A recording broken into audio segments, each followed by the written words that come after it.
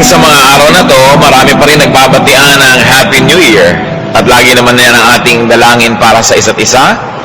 Mga happy birthday, happy anniversary, because people like to be happy and we like people around us to be happy. But how come, in spite of this, there's still so much unhappiness among us? Isa sa mga dahilan, iniisip ng marami, because we depend too much on receiving and getting to be happy. In this expectation, this dependence can cause its opposite, the very unhappiness that we like to avoid. Pag-aaral po natin ngayon, pinamagatan natin, happiness is giving. Na ang tunay na kaligayahan, malalim, malawak, mataas, sa pagbibigay, hindi sa pagtanggap. Salamat aming Ama sapagkat kayo Diyos na mapagbigay, nagbibigay, at nagtuturo sa amin na gayon din ang gawin. Sa paglapit namin sa iyo ngayon, Panginoon, dinadala namin sa iyo ang aming puso na humihingi ng pagpapala. Dala-dala namin ang aming mga handog na nais naming ikarangal ng inyong pangalan at humihingi kami ng pagpapala mula sa inyo. Linisin niyo po kami at patawarin, hugasan mula sa aming mga karumihan at bigyan niyo ng liwanag ang aming isip. Dalangin namin, aming Ama, yung inyo pong leksyon para sa amin ngayon maging malinaw, maging pamantayan namin sa buhay. Kaya kami naman, Panginoon, nais namin magbigay sa inyo ng 100% attention. Teach us to focus on you alone. We bring our thoughts captive to the name of Jesus. And we ask you, Father, move in our midst and do your will. Iligtas mo kami at ilayo sa mga masasamang tao, sa masasamang espiritu, maging sa aming mga karamdaman at kahinaan, at nang walang maging sagabal para kami tumanggap na inyong pagtuturo. Panginoon, kami po'y bihisan nyo ng inyong karunungan at bigyan nyo ng inyong kaliwanagan. Dalangin namin ang lahat ng ito, nananalig na inyong dinidinig sa ngalan ng iyong anak, aming Panginoon si Jesucristo. Salamat po, salamat sa inyo, O Diyos. Happiness is in giving. Ano po ang logic nito na ang tunay na kaligayahan ay sa pagbibigay? Because God is a giver. Ang Diyos naman talaga ay Diyos ng pagbibigay, Diyos na mapagbigay. Sa simula pa lamang, Genesis 1:29, God said, "See, I have given you every plant yielding seed that is upon the face of all the earth, and every tree with seed in its fruit. You shall have them for food." Ang isa sa mga kauna-unahang ginawa ng Diyos sa tao, binigyan niya ng pagkain at ibinigay niya ang lahat ng pwedeng kainin ng mga halaman, mga prutas, at nang sa ganon, ang tao ay huwag magugutom. At hindi lang para sa buhay na pisikal ang ibinibigay ng Diyos, ganon din sa buhay na espiritual. John 3:16, "For God so loved the world that He gave His only Son, so that everyone who believes in Him may not perish, but have eternal life." So God is concerned about our earthly life and our eternal life, and God had given us all things necessary, including His Son Jesus, to give us life and a meaningful life. Ecclesiastes 6:2, "God gives wealth, possessions, and honor, so that they lack nothing of all that they desire." So ibinibigay ng Diyos hindi lang yung basic necessities, maging kayamanan, maging mga ari-arian, maging karangalan, napakataas na level ng need, ay ibinibigay pa rin ng Panginoon at sa Kanya nang gagaling. Matthew 7:11, "If you then who are evil know how to give good gifts to your children, how much more will your Father in heaven give good things to those who ask Him?" So the Father is known and is being taught by Scripture to be a giver of good things. Now that's the logic. Why is there happiness in giving? Because God is a giver and because man was made in God's image.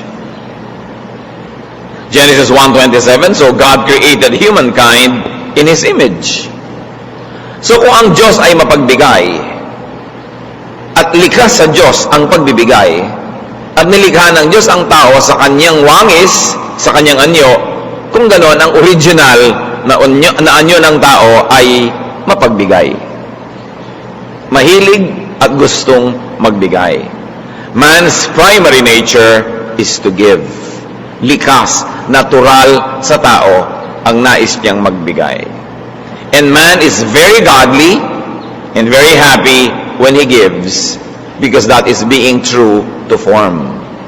Isang kaligayahan, mga kapatid, na dapat nating ma-rediscover kung ito man ay nawala. Sapagkat napakarami ng pagliliko ng mga katwiran na nangyari sa pagdaan ng panahon na ang naging kaligayahan ng tao ay tumanggap.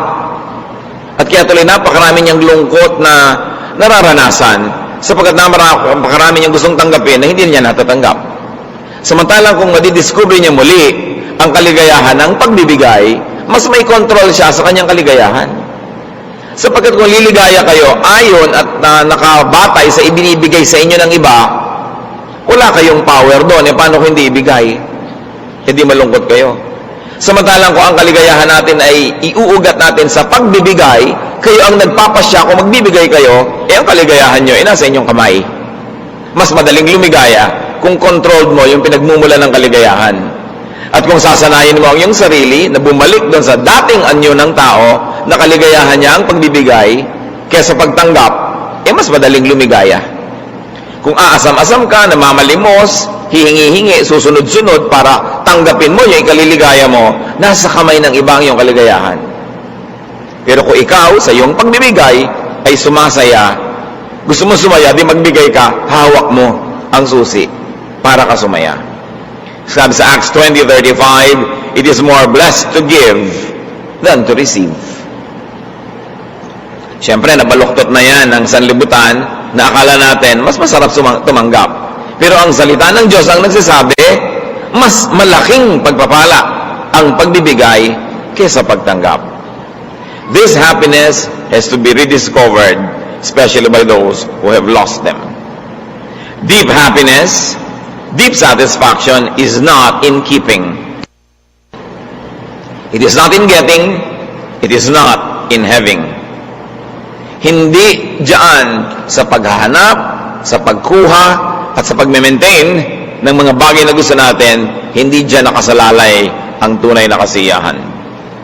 Ito ay sa pagpapakawala, sa pagbibigay, sa pagre-release ng mabubuting bagay from you to another person.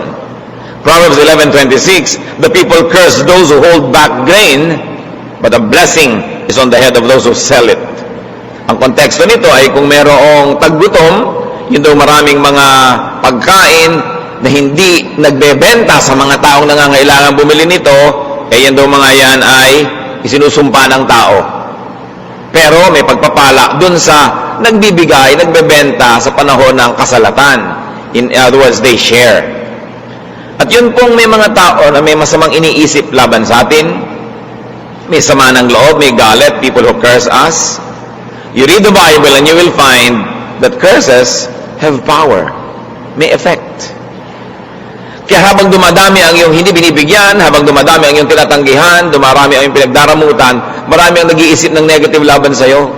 At yung pag-iisip na yon nangyayari sa spiritual realm, doon sa hindi physical.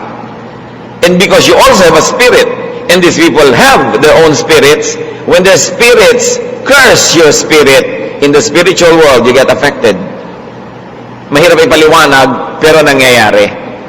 Napakahigit lalong mabuti that people wish us well rather than curse us, even in their private rooms, even in their own quiet lives, because there are many unexplainable things that happen in the spiritual world. That's why those who give, tumatanggap sila ng pasalamat, papuri ng iba, nadidinig man ang tenga nila o hindi, tumatalab din sa kanilang buhay yung ganong mga bagay. Deep happiness is in giving. Proverbs 11:25, a generous person will be enriched, and one who gives water will get water.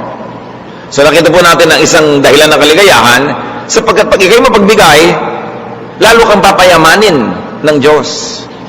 Lalo kang nagbibigay, lalo ka namang bibigyan. At hindi lang Diyos ang nagbibigay sa iyo, marami rin sa mga taong binibigyan mo, susuklian ka rin ng kabutihan.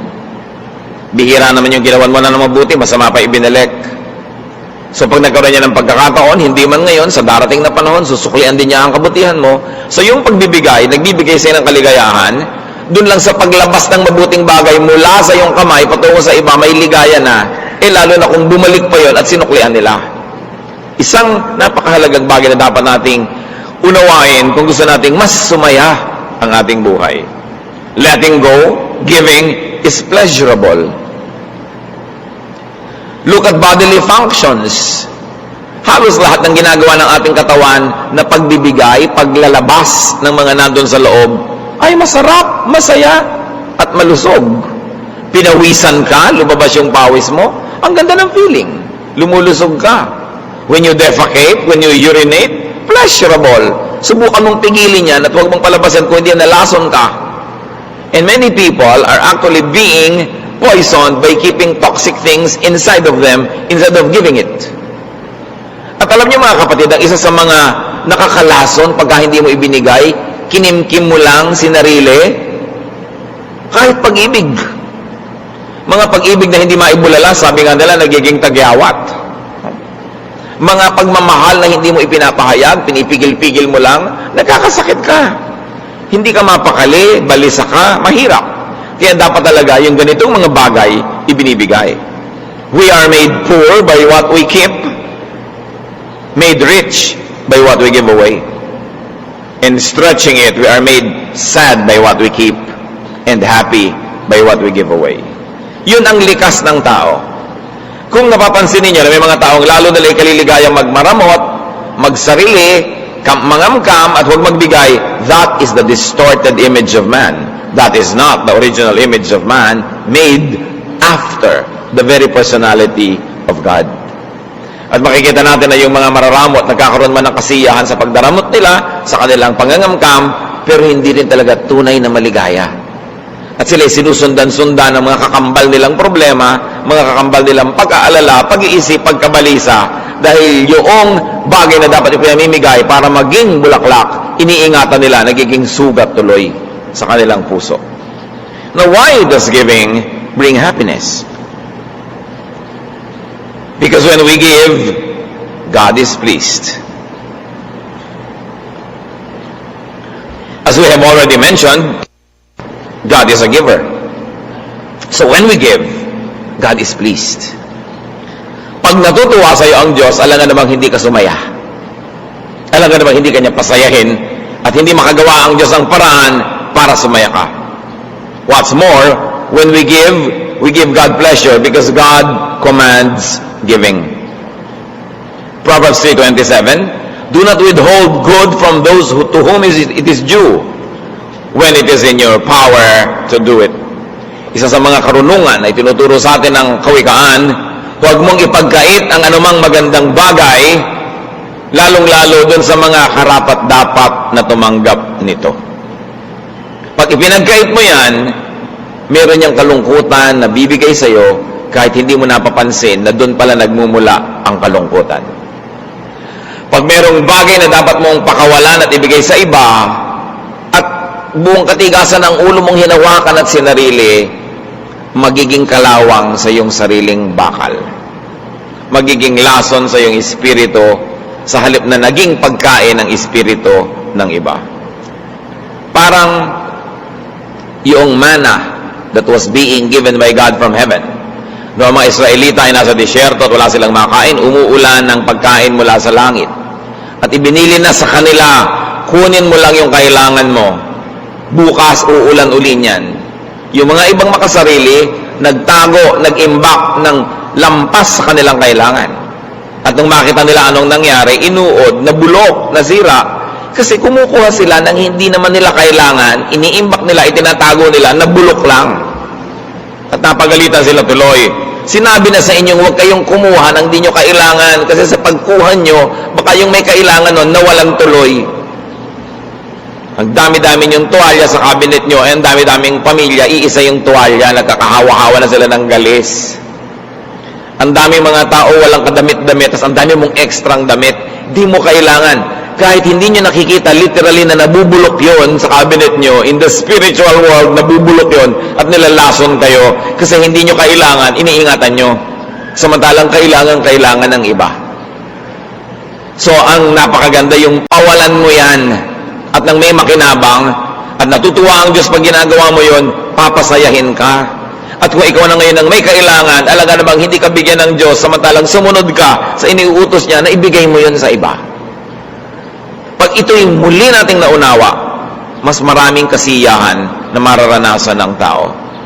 Because God's pleasure brings happiness to His people. When we give, the godly spirit of the giver is edified. Kung pasisimplehin natin yung mga kapatid, meron tayong dalawang uri ng espiritong namamahay sa ating puso. Yung makadiyos na espiritu at yung makasalanan na espiritu. Pag tayo'y nagbibigay, pinasasaya natin yung makadiyos na espiritu. Pag hindi tayo nagbibigay, pinalulungkot natin yung espiritu na yon. At kung yung espiritu ng Diyos na namamahay at namumuhay sa atin ay nasisiyahan, mahirap ba na tayo man ay sumaya rin? When we give, the higher person of the giver is pleased. The lower person may be displeased. Kaya pag nagbigay ka, mamaya, yung lower person mo, sasabihin, ba't mo binigay? Baka mamaya kailangan mo yon. Baka mamaya, hindi ka bigyan yan. Baka hindi ka naman maging mabuti sa'yo yan. Hindi naman siya tumanaw ng utang na loob sa'yo. Ginaganong-ganong ka nung lower personality mo. But your higher personality says, it is good. It is good to give. It is God's will. You are godly. It is God's command. Laging nagtatalo yung dalawang yan. Kailangan ng pinapapanalo natin yung mas mataas na uri ng pagkatao natin, yung mas malapit sa Diyos kaysa mas malapit sa lupa. Kaya ang sabi ng 2 Corinthians 9:7, God loves a cheerful giver. Hindi nagbibigay ka nga, nakasimangot ka, nagbibigay ka padabog. Baliwala yun. Ibinigay mo sa physical world, pero in the spiritual world, God counts it as not giving at all. Binigay mo pa. Wala rin yan kasi hindi mo naman ikinasiya. When we give, the nobility of the human spirit triumphs. Ang nagwawagi ay yung maginoo, yung maharlika, yung mataas na uri ng ating pagkatao. Kaya nang pag nagwawagi yon, katulad ng pag yung mataas na uri ng pagkatao natin nasisiyahan sa arts, sa music, sa fine things, tumataas ang level ng ating kaluluwa. Lumalapit doon sa lumikha sa atin. Kaya yan ay nararamdaman. When we give, the recipient, not only us, but the recipient is given happiness, of course. Nagbigay ka, sumaya ang Diyos, sumaya ka, at higit lalo, sumaya yung binigyan mo. Yung binigyan mo is made happy. Mga kapatid, giving is an art. Dapat nagpapasaya. Hindi yung may exchange gift, ang ibibigay mo lang kung ano na lang, na para lamang may maibigay ka so that you will meet the requirement na nung exchange pa yung may ibinigay ka. Pero nung buksan ba niya ang regalo mo, sumaya. Dapat sumasaya. Ipinagluto mo ang mahal mo sa buhay, wala namang kakwenta-kwenta yung lasa. Ibinili mo nga ng tsinelas, ang liit-liit o ang laki-laki, hindi mo malang pinag-aralan ang size ng kanyang paa. Sumama pa loob, ang tagal-tagal na akong kasama, hindi malang alam ang size ng paa ko. Tapos magre-regalo ka kalendaryo. Sino naman ang natutuwa niya sa kalendaryo? Diba? Lahat ng cellphone may kalendaryo na ngayon. So, para lang may maipulupot ka, malagyan mo ng ribbon. Yung iba magre-recycle na lang ng mga regalo ko. Ano basta may maibigay ka na lang? Huwag kayong basta bigay lang ng bigay. But the recipient should be pleased. Ministry kasi yun eh. Nagpapasaya ka. Ang daming ganyan mga reklamo sa mga opisina, sa mga pamilya, may exchange gift. Feeling mo iba, lagi na akong lugi. Ay, ang nakabunot sa akin, si ano na mo, walang kakwenta-kwenta magregalo to, CD. Diba yung, di ko naman papakinggan yung CD na yan. Di ko naman babasahin yung libro na yan. Yung kung ano na lang maibigay. Ngayon, kung ang binibigyan mo ng regalo, talaga mahilig sa music o mahilig dun sa magbasa, bagay. Pero huwag yung basta may maibigay ka na lang. Philippians 4:18, si Paul na tumanggap ng mga regalo mula sa kanyang tinuruan, sabi niya, I am fully satisfied now that I have received from Epaphroditus the gifts that you sent. Sabi niya, siyang-siya ako sa ipinadala nyo. Tuwang-tuwa ako. Huwag yung di lang may maiabot, kundi ikinasiya nung tumanggap. Ngayon, bakit tayo sasaya kung sumaya yung tumanggap? Because a happy recipient is one less lonely person in the world. And one less lonely person in the world means a happier environment. a happier surroundings, which in the end will also benefit us. And what's more, a happy recipient is one more potential giver of happiness to you and to others. Pag nagpasaya ka ng isang tao, nabawasan ang napakaraming milyon-milyong malulungkot. At kung bawat isa sa atin ay nagpapasaya ng kapwa, mauubos yung kalungkutan at yung buong paligid natin, aangat ang lambong at dilim, sasaya ang lahat, madadamay ka na rin kahit sila lang yung masaya at hindi naman ikaw, dahil sa saya nila, madadamay ka na rin. Pero ang lungkot ng iba, madadamay ka rin yan kasi hawa-hawa ang mga bagay na yan. The very nature of happiness is in sharing. And isang paalala, recipients are to give back. Pag nakatanggap kayo, sumaya kayo, pasayahin nyo rin yung nagbigay. Para siya naman, ma-encourage, magbigay uli, sumaya ka uli, nagbigay ka uli sa kanya, you begin or you maintain a cycle of happiness giving. Hawa-hawa kasi yan. If you give, you should learn to give back. Tingnan niyo ang pagbibigayan at pagsasamahan ng Diyos at ng Israel. Exodus 20 verses 1 to 3, the first commandment. Then God spoke all these words. I am the Lord your God who brought you out of the land of Egypt, out of the house of slavery. You shall have no other gods before me. Ano yung dynamics? Sabi ng Diyos, binigyan ko kayo ng kalayaan. Inilabas ko kayo sa Ehipto kung saan dati kayong mga alipin. Ngayon malalaya na kayo.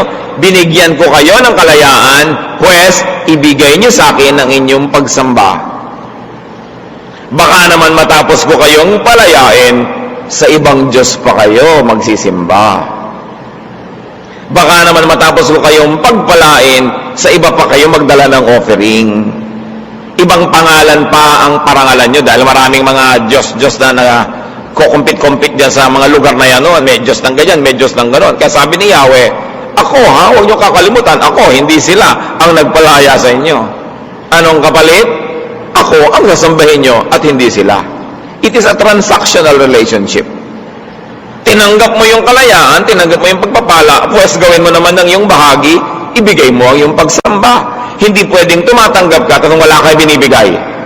Hindi kumpleto yung transaction, walang balance. Kaya ang tao naman na binibigyan ng Diyos ng pagpapala, Genesis 28:22, of all that you give me, I will surely give 1/10 to you.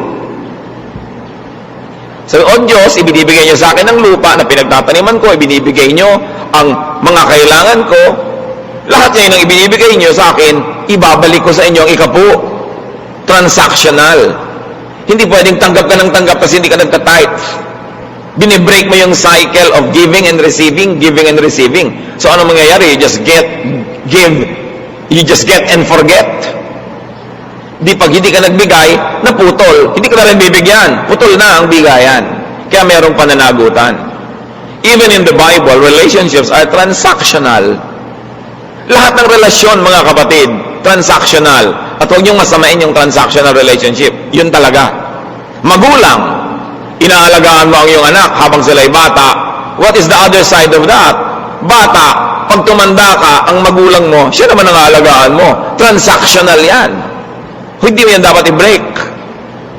Tingnan nyo nangyayari sa Western culture, sa mga tinatawag na first world, na nagiging sobrang maunlad sa pera at nagiging very materialistic ang mga tao. At yung mga bata, ano nangyari? Yung mga kabataan ng 1960s, 70s, na sobrang naiba ang mundo, nagkaroon ng sexual revolution ng mga 50s, tapos yung sobrang liberation of the youth ng 60s and 70s. Ano nangyari? Nagkaroon ng mga suwail na anak. Mga anak na ayaw mag-alaga ng magulang, ayaw magsuporta ng magulang. Anong nangyari? Nadala ang isang henerasyon ng magulang. Kaya ngayon, sa first world countries, developed economies, ayaw na mag-anak ng tao. Nagkakaroon ngayon ng population problem sa Japan, sa Northern Europe, in most of Europe anyway, kasi yung mga tao ayaw na mag-anak. Sabi niya, bakit namin uubusin ang pera namin sa pagpapalaki ng mga bata na pagtanda naman namin, tatapon lang kami sa home for the aged, hindi naman kami aalagaan. di ubusin na lang namin ang pera namin mag-asawa sa hindi pagkakaroon ng anak, bakasyon na lang kami ng bakasyon, at mag-insurance na lang kami, pag tumanda kami, we will stay in a nursing home. So dahil yung mga anak, pinutol nila yung cycle of giving and receiving, ayaw na nilang mag-give sa parents, marami ngayong parents, ayaw na rin mag-give sa anak, naputol. Kaya dapat talaga, give, receive, give, receive. This makes people happy. Yung transaction natin halimbawa sa Diyos at sa lupa, Luke 13, 6-8, then he told this parable. Si Jesus yung nagsasabi, a man had a fig tree planted in his vineyard, and he came looking for fruit on it and found none. So he said to the gardener, see here, for 3 years I have been looking for fruit on this fig tree, and I still find none. Cut it down. Why should it be wasting the soil? He replied, sir, let it alone for 1 more year until I dig around it and put manure on it. At kung itutuloy pa natin, sabi niya, and if when you come back after a year and it still has no fruit, we're going to uproot it and burn the tree. Jesus here, giving a parable na yung God yung may-ari ng garden. Sabi niya doon sa taga-alaga, balik ako ng balik sa punong ito, taon-taon, wala naman ako makitang bunga, bakit patuloy natin siyang papayagang ubusin ang taba ng lupa? Sumisipsip siya ng tubig, ng mga nutrients, tumatanggap siya ng liwanag, ng araw, wala na tuloy tumutubong iba sa lugar na yan, tapos wala namang bunga, bunutin yan. At sabi ng gardener, bigyan niyo pa po na 1 taon, dadagdagan ko pa ng pataba. Ibig sabihin, bibigyan pa po natin. Pag hindi pa siya nagbigay sa atin ng bunga, susunugin na natin. Maging ang Diyos, ayaw niya magsayang ng resources sa mga taong ayaw naman mamunga, sa mga halamang ayaw mamunga. So kailangan pag may tinanggap ka, magbigay ka. Yun ang rule of nature. And there is so much unhappiness because that is being broken by people. 1 Corinthians 9:10, when the plowman plows and the thresher threshes, they ought to do so in hope of sharing in the harvest. This is an old agricultural transaction na may mga tao na namamayani, hindi sila binabayaran sa kanilang pagtatrabaho, bayanihan. Papasasabi, pag merong isang nag-araro, nagbukal ng lupa para sa iyo, ikaw yung may lupa, sa dakilang lupa mo, hindi mo na kayang bukalin lahat yan, meron kang nilagay dyan ng mga taga-bungkal, at nung anihan na, hindi mo na kayang anihin lahat yan, kukuha ka ng mga taong taga-ani, taga-putol ng mga grain. Sabi, yung nag-aararo, yung nag-aani, ginagawa niya, dahil umaasas siya na may parte siya doon sa lahat ng mga harvest. Alam naman pagkatapos na nandiyan na yung harvest, thank you na lang. Kailangan kaparte siya. So ang sinasabi dito, lahat ng may input, dapat may maiiwi. Lahat ng nagbibigay, dapat tumanggap sa lahat ng uri ng transaction. Kaya yung mga nag-aral ng medisina, ang tagal-tagal nag-aral, tapos mo, Doktor, 3 minutes lang akong tinignan, tapos 500. 9 na taon po ako nag-aral. Diba? Bakit mo sinusukat doon sa akin pag pitik-pitik sa likod mo? Bago ka natutunang pitikin yan, 9 na taon. Alam nga namang nag-aral siya, ayaw mo naman siyang pakitain man lang. Lalong-lalo yung mga kamag-anak ng mga doktor, kilala lahat, ay si ano, pinsan ng kapatid ng kamag-anak ng bayaw ng ating kapitbahay. Therefore, pupunta ka doon, magpapagamot kang libre. Ang tanong, tumulong ka ba, magpatrikula yan? Mga kamag-anak, kung hindi kayo nag-contribute sa pagmamatrikula ng mga kamag-anak yung naging doktor, huwag kayong mag-expect ng libreng pagpapatingin. Di naman kayo nag-contribute, aani kayo, ang salagay. Ganyan lahat ng mga profesyon. Ang hirap-hirap kuminsan na mag-practice ng profesyon dito sa ating bayan. Lahat na lang ng kalayo-layuan mo kamag-anak, nag-e-expect ng libre. Samantalang hindi naman sila tumulong nung ikaw itong nag-aaral. Hindi yun ang cycle of giving. Ngayon, kung yung tao gusto magbigay sa iyo, mag-volunteer ng free services, okay. Pero huwag niyong pilitin. Wala kayong tanim, huwag kayong umasang umani. Pero baliktarin natin, lahat ng may itinatanim sa atin, dapat nating paanihin. That is the godly way. Now, how do you produce and promote happiness? By giving.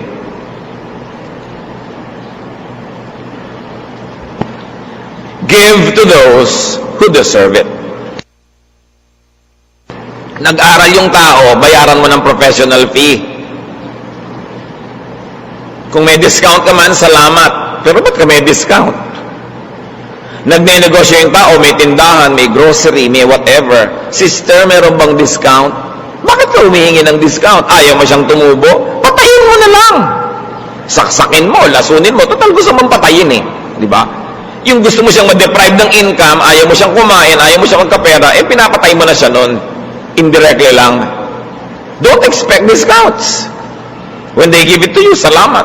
When they keep giving it to you, start refusing. Dahil hindi ka naman karapat-dapat tumanggap nun eh. Bakit? Liba na lang talagang buong puso, taos puso, at ikinagagalak niyang bigyan ka. Give to those who deserve it. Proverbs 3:27, as we have already read, do not withhold good from those to whom it is due when it is in your power to do it. Ano pa yung mga dapat ibibigay sa dapat tumanggap? Wages, gifts, gratitude, reciprocation. Pag may ginagawa sa inyo mabuti, dapat mo suklian ng mabuti. Kindness. Mabuti pa si Karl Marx, sabi niya, from each according to ability, to each according to need. Ano ba yung kaya mo? Ano ba yung kailangan niya? Kaya mo, kailangan niya, ibigay mo. Yun ang sinasabi dito. So ang tanong mga kapatid, who deserves your giving? Your gift? Your payment? Baka naman napapabayaan natin.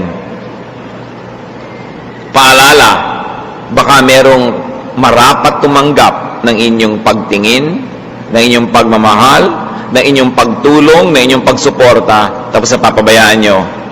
Kahit hindi nyo alam, napapalungkot kayo nun. Kasi umiiral yung batas ng kalikasan, inaani mo ang itinatanim mo. At kung itinatanim mong ganyan, ingratitude, sa palagay mo, happiness will come to you. So give to those who have given and who continuously give to you.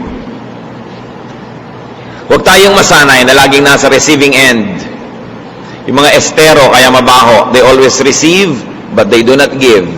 Barado. Yung mga constipated, you receive and receive, you do not give. What happens? You become unhealthy. So dapat yung lahat ng nagbibigay sa atin, bigyan din natin. Proverbs 19:6, many seek the favor of the generous, and everyone is a friend to a giver of gifts. Pero, let's be real friends to the giver of gifts by giving back. Give to those who give not only to you, but also to others. Pag may nakita kayong taong mapagbigay sa iba, bigyan nyo siya kahit hindi kayo yung binibigyan. Para patuloy siyang may maibigay sa iba. Pag may nakikita kayong mga NGOs, institutions, churches, that really give to others, support those institutions so that they can continue doing good. Because people and institutions who give to others deserve and need your gift, your support, and encouragement. Why? Because they make the world a better place. They make people's lives better. And when people's lives are better, your life will be better too. Para tayong mga bola sa billiard table, nagbabangga-banggaan. Ang pupuntahan mong ganon, hindi lang dahil gusto mo, dahil nabangga ka ng iba, napapunta ka tuloy doon, nabangga ka ng iba, napapunta ka tuloy dito. Nagbabangga-banggaan tayo. At kung ang mga bola na bumabangga-bangga sa inyo ay marurumi, dudumi rin kayo. Kung sila yung mabango, babango rin kayo. So habang pinaparami natin ng masaya sa mundo, sasaya rin tayo. Dahil sila man, directly or indirectly, will make us happy. So nagdadamayan ang mga tao, nagtutulungan. Philippians 4:14 and 19, in any case, it was kind of you to share my distress. And my God will fully satisfy every need of yours, according to His riches in glory in Christ Jesus. Si Pablo, he was giving to people. He was giving his time. He was giving his talent. He was giving his ministration, his prayer, his advice, his teaching, his preaching. So the people who saw that kept supporting him. At sabi niya, napakabuti nyo na kayo ay tumutulong sa aking mga kagipitan.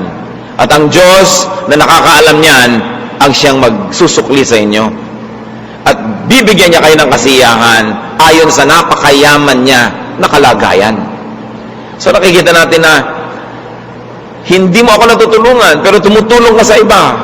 Therefore, bibigyan kita. Kasi yung mga tinutulungan mo, they become less problematic.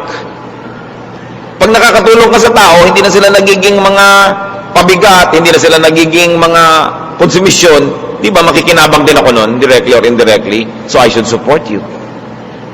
Give to those who give to God. Mga kapatid, kaya tayong mga mananampalataya, dapat yung mga negosyo ng ating mga kapatid, ating tinatangkilik.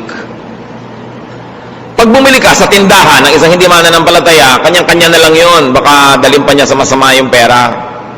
Pagka tinangkilik mo, negosyo ng kapatid natin, nagtatithe pa yan, nag-o-offering pa, tapos may mga charitable works, doon mo dapat inilalagay yung pera mo. Doon sa kamay ng taong dadalhin yun sa paanan ng Diyos.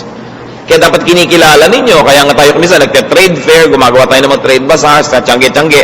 Because I like you to know your brothers and sisters who are in business. So that when you need such services or goods, sa kanila kayo makipagnegosyo para yung inyong pera mapunta sa kanila kaysa sa iba. Sapagkat napakasarap bigyan ng pera ang Kristiyano dahil binibigyan niya ng kaluwalhatian ng Diyos, mabuti siya sa kanyang kapwa, kaysa ibigay niyo kung kani-kanino lang. To those who give to God and serve God, they deserve our gift, our support, our service, our ministration, our patronage. 1 Corinthians 9:14, the Lord commanded that those who proclaim the gospel should get their living by the gospel. Lalong-lalo yung mga naglilingkod sa Diyos, sinasabi din sa Biblia, nagbibigay buhay sila sa mga tao, so sila naman dapat buhayin ng mga tao. So empower those who empower others. Give to those who serve God. It's a very, very beautiful concept. Now, we have said already, give to those who give to you, give to those who give to others, give to those who give to God. Now, give to those who do not even deserve it. Si Jesus yan, kaya siya unique. Pag nagturo si Jesus, laging may bagong twist eh. Dati, give to those who deserve, dinagdagan niya, give to those who do not even deserve. Yun si Jesus. Matthew 5:41, and if anyone forces you to go 1 mile, go also the 2nd mile. Sabi ni Jesus, may nagpapasama sa inyo ng 1 mile, samahan nyo pa ng 2. May humihingi ng inyong jacket, ibigay nyo yung isa nyo pang suot dyan na balabal. Yan si Jesus, unique. Gusto natin magpaka-Kristiyano, talagang hindi ka lang nag-give to those who deserve, you give to those who do not even deserve. Proverbs 25:21, if your enemies are hungry, give them bread to eat. And if they are thirsty, give them water to drink. Yun ang pinagkaiba. Because when you give to those who do not deserve it, there will be one less lonely and needy person. And you have a very beautiful chance of having one more grateful person, therefore another potential giver. Reverse the cycle of selfishness. Nakita niyo sa handaan, halimbawa, magdadala kayo ng mga pagkain, potluck, na yung maraming maarting Kristiyano ni ayaw sabihin yung pot bless dapat. Kung pot bless ko, ikakaligayan nyo. No? Ang point, pagka nakita mo yung iba na talagang dadala, gaganahan kayo magdala. Pero pag nakita mo yung iba, kung minsan naman kami nag-potluck, ang konti nung dala nung iba, ang dami kong dala, nalugi yata ako, next time, alam ko na, kukontian ko rin yung dala ko. Ngayon, pagka hindi pa natatapos ang handaan, yung iba nagbabalot na ng iuwi, ikaw hindi nagbalot, lahat sila may uwi, ikaw wala, so next time, uunahan ko sila magbalot. Nakikita nyo yung cycle. Pag may mga taong nang encourage ng positive cycle by giving, the others give also. Pag may nagpasimula ng cycle of selfishness na hindi nagbigay, kumuha pa, yung iba, next time, yun din ang gagawin. Hanggang mamaya, naghahandaan kayo, paubos ng paubos yung handa. Imbes parami ng parami. So mga kapatid, we are salt of the earth, light of the world. Dapat lagi nating i-reverse. Pag nakakita tayo ng karamutan sa ating family, ano ba naman yung mga family reunion na lang, ako na lang lagi nagdadala, huwag kayong manghinawa na magdala dahil may mga mabubuting loob din doon na may encourage. Next time, magdadala na rin sila. At huwag na huwag tayo yung nagtuturo sa iba na maging wais, na dahil ginawa mo yon, kumuha ka ng kumuha. Yung dating hindi kumukuha na rin. Kasi nahawa sa'yo. We can begin a cycle of goodness. We can break a cycle of badness if we like. Saan tayo maglilingkod? Natural, tayo mga anak ng Diyos, yung mabuti ang papairali natin. Christianity is giving. Non-giving, refusal to give, displeases God and grieves the Spirit. Ephesians 4:30, do not grieve the Holy Spirit of God. Napapalungkot pala natin ang Diyos.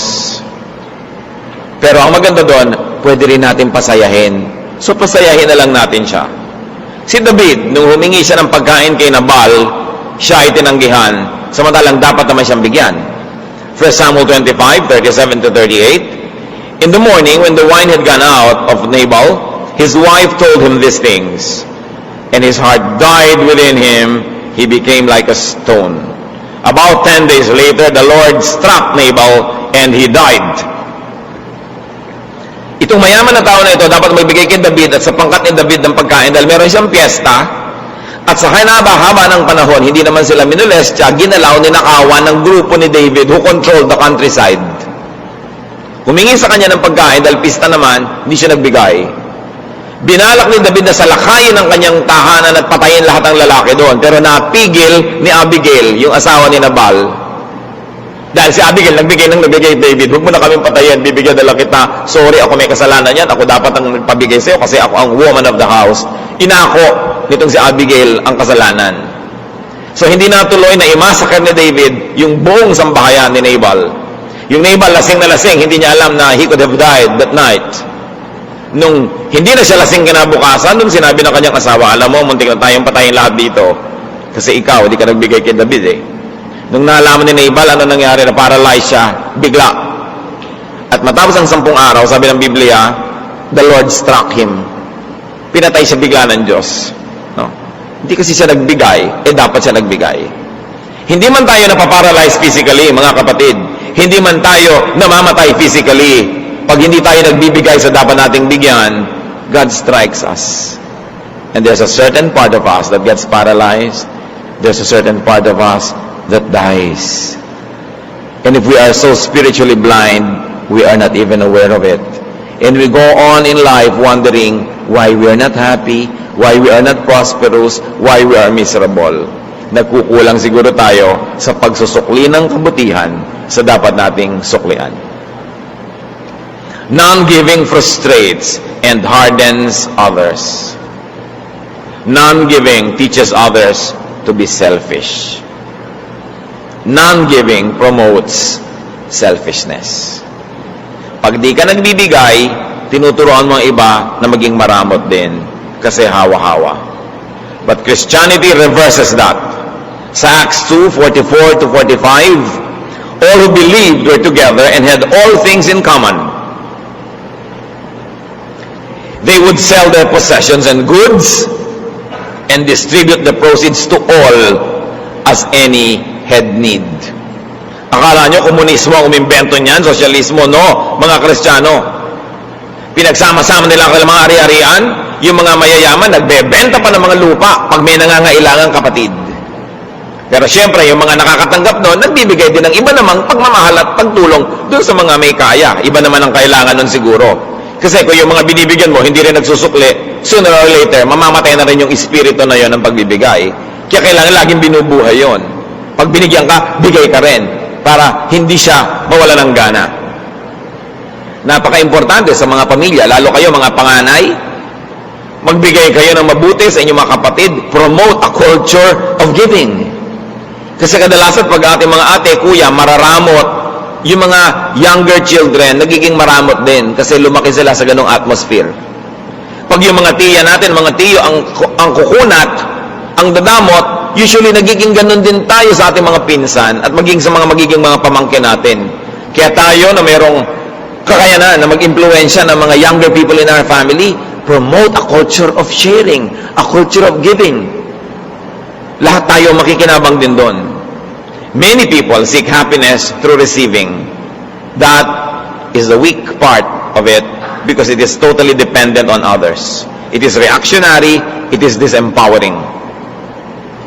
Pag ang kaligayahan mo, isasandal mo sa pagbibigay sa iyo ng iba, hindi kung di ka bigyan, wala kang magawa.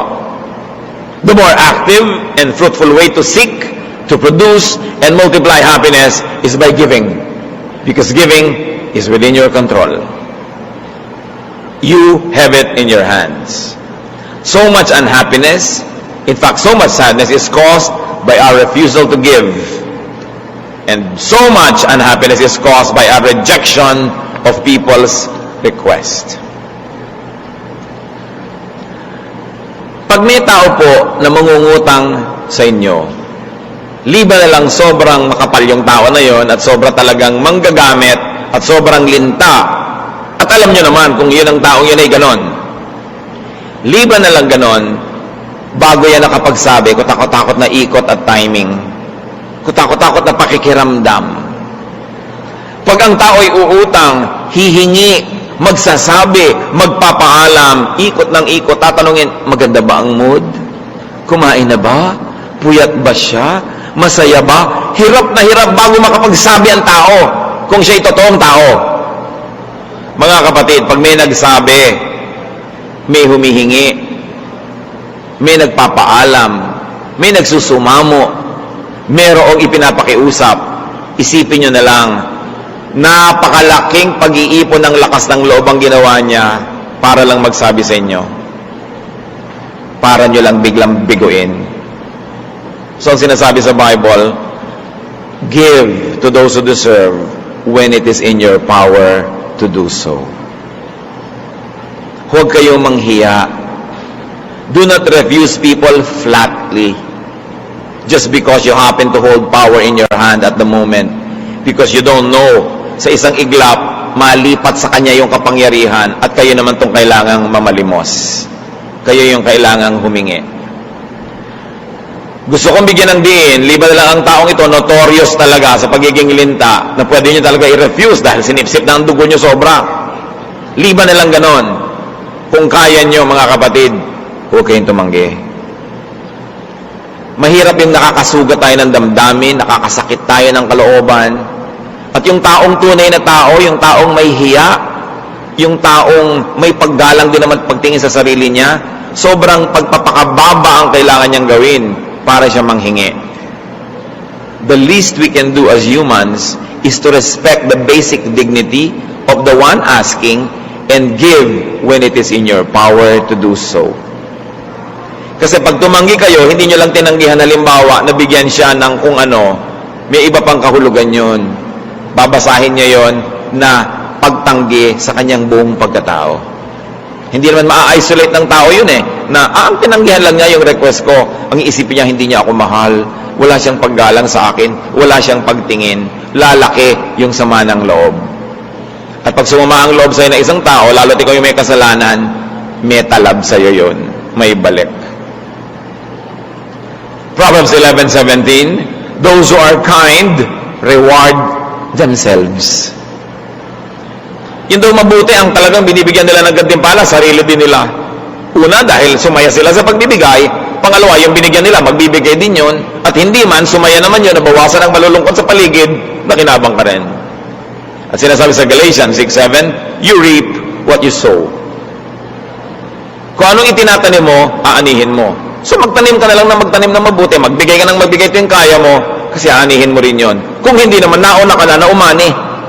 Kung minsan naman, na-advance na yung blessing sa'yo, ano ba naman na magbigay ka? Ikaw na yung unang nakatanggap. Hosea 8:7, for they sow the wind, and they shall reap the whirlwind. Ang nagtatanim naman ng negative, higit iba yung negative things ang kanyang aanihin. At ulitin natin ang Proverbs 3:27, do not withhold good from those to whom it is due when it is in your power to do so.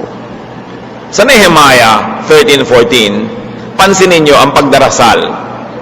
Remember me, O my God, concerning this, and do not wipe out my good deeds that I have done for the house of my God and for His service. Hindi ito panunumbat. Pag may ginawa sa inyong mabuti ang isang tao at naungkat niya, dahil hindi naman kayo nagsusukli ng kabutihan, huwag niyong laging isipin na sumbat yon. Paalala lang yon. Kasi ang paalala ay gamot sa taong nakalilimot. na ang transaction, pag binigyan kita, tinanggap mo yon, sumasang-ayon ka, nabibigyan mo rin ako sa abot ng iyong makakaya. Transaction talaga yan. Kaya ang sabi nitong propeta, Diyos, huwag niyong limutin lahat ng ginawa ko para sa inyong sambahayan at para sa inyong mamamayan. In other words, pakinggan niyong dilangin ko, ibigay niyo ang hinihingi ko dahil sa inyo man ay nagbigay ako at hindi yan minasama ng Diyos. Huwag sumasama ang loob niyo kung nauungkat ang mga kabutihang nagawa sa inyo. Lalo't hindi naman kayo nagsusukli. Dapat nyo talagang maalala para malaman mo kung saan ka nakatayo at lumagay ka sa lugar. Those who give are entitled to receive. So, be kind to those who ask. Avoid frustrating and embarrassing those who gather the courage to ask. Nanghihingi, nangungutang, nagpapaalam, nagsusumamo. Isipin natin, pag may hinihingi sa atin ng tao, magtanong lang tayo, masama ba yung hinihingi niya? Kung hindi masama, pwede. Kaya ko ba? Kaya ko, di pwede. Sige, ibigay.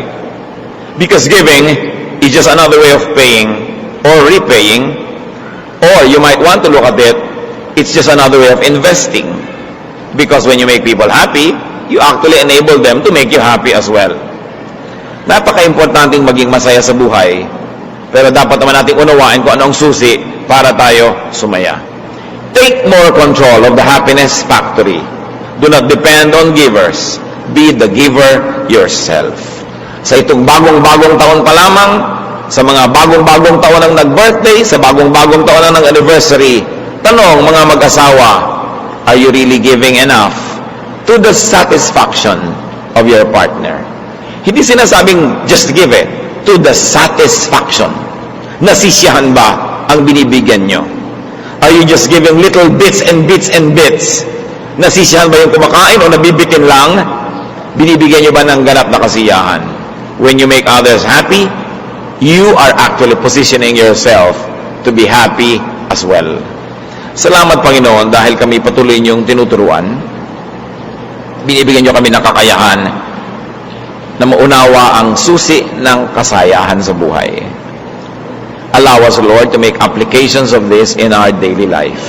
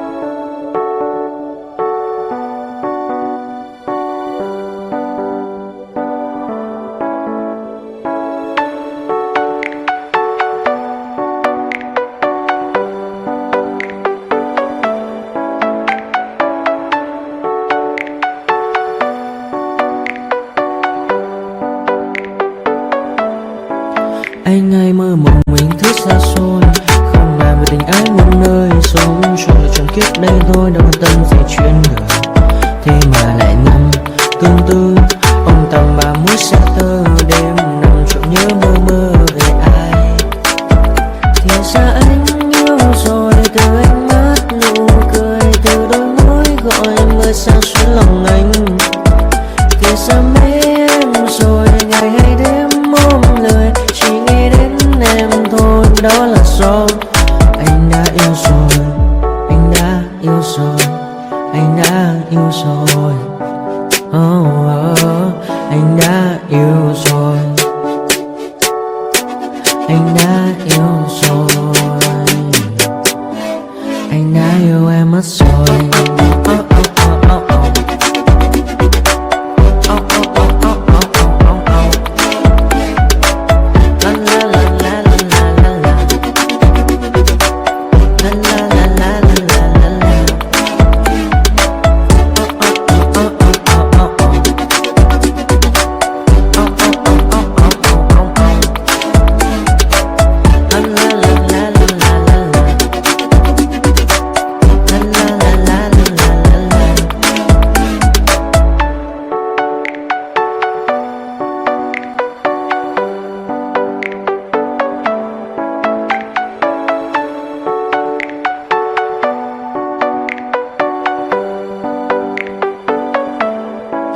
Anh hay mơ mộng mình thứ xa xôi, không bàn về tình ái muôn nơi sống cho là trong kiếp đây thôi, đâu quan tâm gì chuyện đời.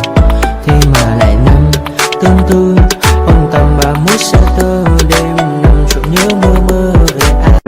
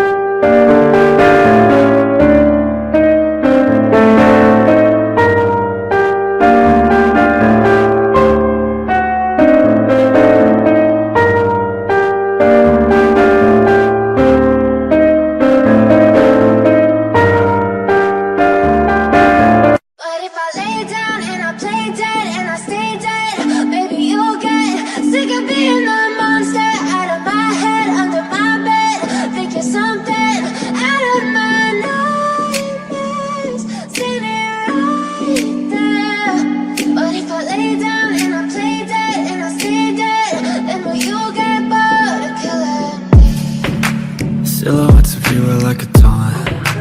Never really know just what you want. With you I don't ever feel calm. I can feel the sweat inside my palms. Play with me like cats and a string. You don't understand the pain it brings. You don't ever wanna give me wings. You don't ever wanna set me free. You know I'm addicted to you, and it's twisted, you've been gifted with the evil voodoo. Got me coming back for more, even when I've been screwed. Dolls full of pins, pierce my heart straight through. I got issues in my head, I like you in my bed, but you keep me on red. Oh, everything is like a test, I better not text or I'll come off desperate. But if I lay down and I play dead and I stay dead, baby you'll get sick of being the monster out of my head, under my bed, thinking something out of my nightmares, standing right there. But if I lay down and I play dead and I stay dead, then will you get bored of killing? So if I play dead, will you regret everything that you did, that you said? I don't think you understand what you're doing, and my heart's black and blue from the bruising. I feel like when I'm with you I'm losing. I feel like you think that this amusing, sitting there gaslighting and confusing. Was it me? Is it me? Am I deluded? I'm the one who's always sorry, the conclusion, even though I offer all of the solutions. I wish you loved me like I love you, it's stupid. When I'm alone with you I never feel lucid. I wish I wasn't struck by Cupid. I wish when I first saw you I knew this.